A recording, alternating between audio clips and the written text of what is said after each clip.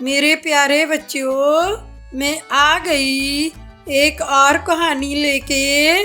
आप कैसे हो? आप अच्छे हो? बच्चों बताओ, मैं आज आपको कौन सी कहानी सुनाऊंगी? पता है? नहीं पता? अच्छा चलो मैं बताती हूँ। बच्चों, बहुत पुराने समय की बात है। एक गांव था। गांव का नाम सुंदरपुर था। सुंदरपुर गांव में एक राजा रहता था। राजा बहुत ही दयालु था। वो अपने लोगों का बहुत ख्याल रखता था। कोई भी मुसीबत आती, राजा उसका मुकाबला करता था। राजे के राज में सभी लोग बहुत खुश रहते थे। ऐसे बच्चों दिन बीतते गए।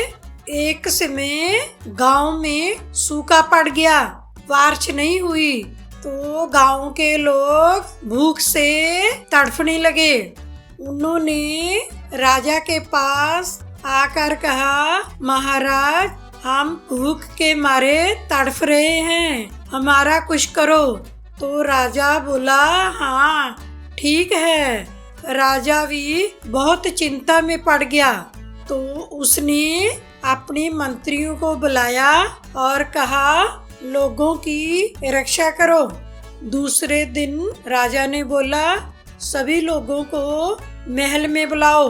तो बच्चों सभी लोग आ गए और आकर दरबार में बैठ गए। राजा मंत्रियों को कहने लगा, ऐसे करो, सभी को अनाज दो, दूध, दही, फल, फ्रूट सभी को बांट दो। तो मंत्रियों ने बोला, महाराज, हम बांट तो देंगे, ऐसे कितने दिन चलेगा? ये तो राज्य में सब खत्म हो जाएगा, फिर क्या करेंगे? राजा बोला, हाँ ये बात है।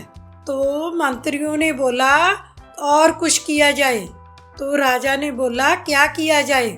उनमें से बहुत ही सियाना मंत्री था। उसने कहा, महाराज, मेरे को लगता है गांव में कोई जादूगर आया था, तभी ये सूखा पड़ रहा है। तो राजा ने कहा, तो अब क्या किया जाए? उस बूढ़े मंत्री ने कहा, राजा, ऐसे करो, आप जंगल में जाओ, आपको इसका हल जरूर मिल जाएगा। तो राजा ने सोचा, हाँ ठीक है, ऐसे करो, 2-4 दिन का अनाज इन लोगों को दे दो और फिर मैं जंगल में जाता हूँ और पता करता हूँ वो कौन जादूगर था। मंत्रियों ने लोगों को अनाज बांटा, दूध, दही सब कुछ दे दिया, फल फ्रूट, और लोग अपने अपने घरों में चले गए। राजा ने कुछ मंत्रियों के साथ जंगल में जाने का फैसला कर लिया। बच्चों, राजा मंत्रियों के साथ बहुत दूर निकल गया, तभी अंधेरा पड़ गया। जो मंत्री थे वो पीछे रह गए। राजे का घोड़ा दौड़ता दौड़ता आगे निकल गया। जंगल में बहुत अंधेरा था, तरह तरह की आवाजें आ रही थी। राजे ने पीछे मुड़कर नहीं देखा, वो चलता गया। तो रास्ते में उसको एक शेर ने घेर लिया। शेर उसके आगे आ गया। राजा ने बोला, मेरे को जाने दो, मैं आपकी मदद जरूर करूँगा जब आप मुसीबत में होगे। मेरे को जाने दो, मेरा जाना बहुत जरूरी है। तो शेर ने बोला, हाँ ठीक है, अब तुम मुसीबत में हो, चले जाओ, जब आओगे मेरे को मिलकर जरूर जाना। तो राजा ने कहा, ठीक है।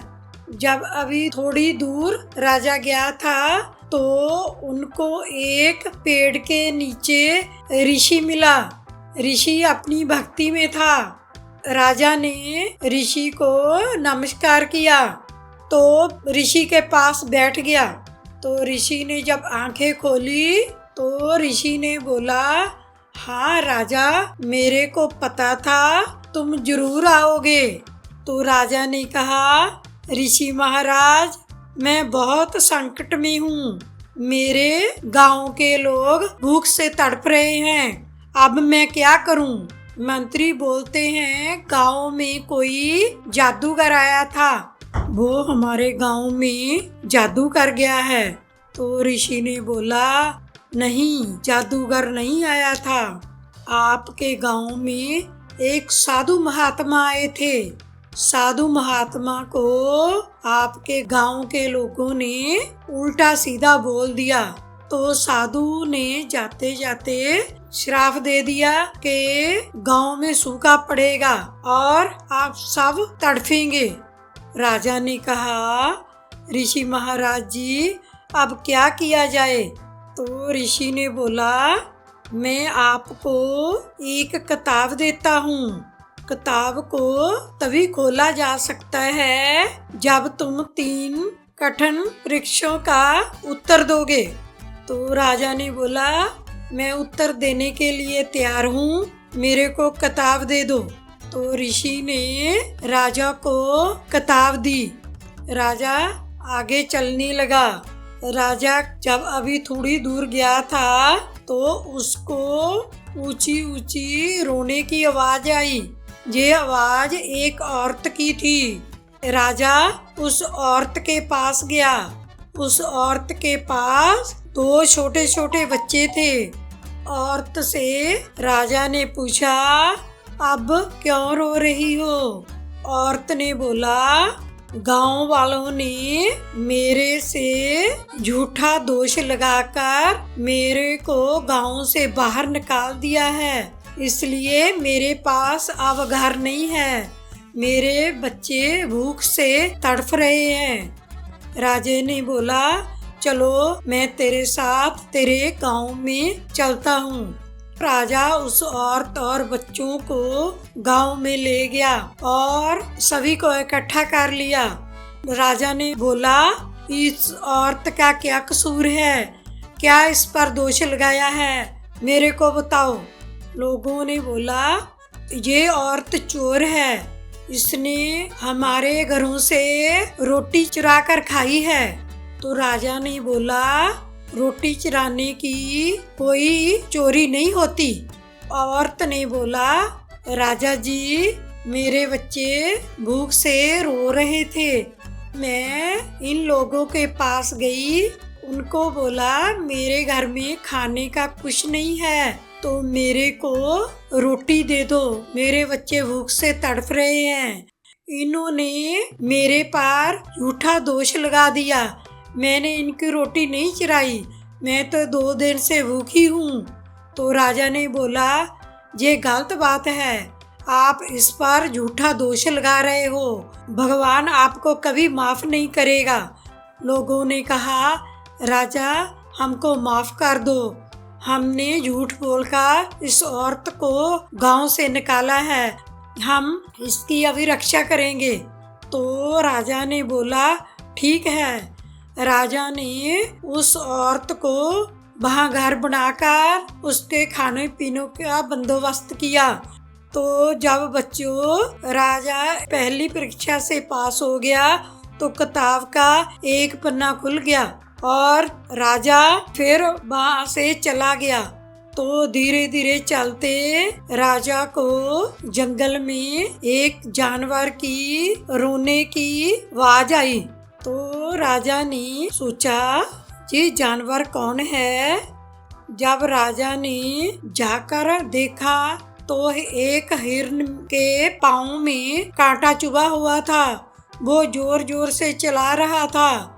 राजा ने हिरन के पाँव से कांटा निकाला और हिरन ने राजा को कहा, अब तुम दूसरी परीक्षा में पास हो गए हो। तो किताब का दूसरा पन्ना खुल गया।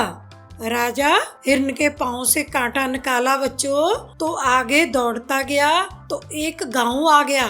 गांव बहुत मुसीबत में था।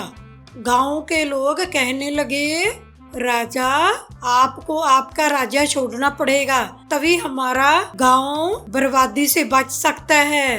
तो राजा ने बोला, मैं अभी अपने राज्य का त्याग करता हूँ। तो जब राजा ने ऐसी बात बोली तो गांव खुशहाल हो गया। तो तभी उसी टाइम जो साधु ने राजा के गांव को श्राप दिया था वो प्रकट हो गया और बोला, राजा तेरा श्राप अब खत्म हुआ।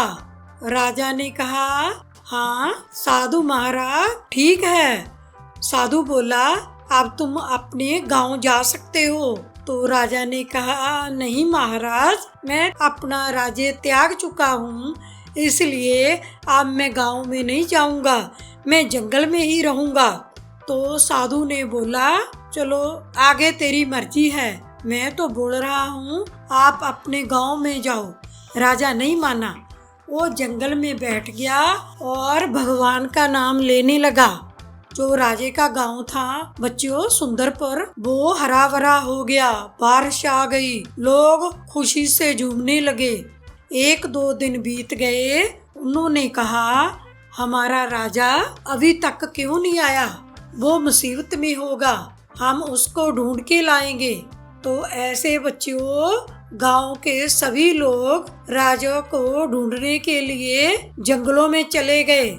जब उन्होंने जाकर देखा तो राजा एक पेड़ के नीचे बैठा भगवान का नाम ले रहा है। तो गांव वाले सभी राजा के पास ही बैठ गए। जब राजा ने अपनी आंखें खोली तो अपने लोगों को देखकर बहुत खुश हुआ।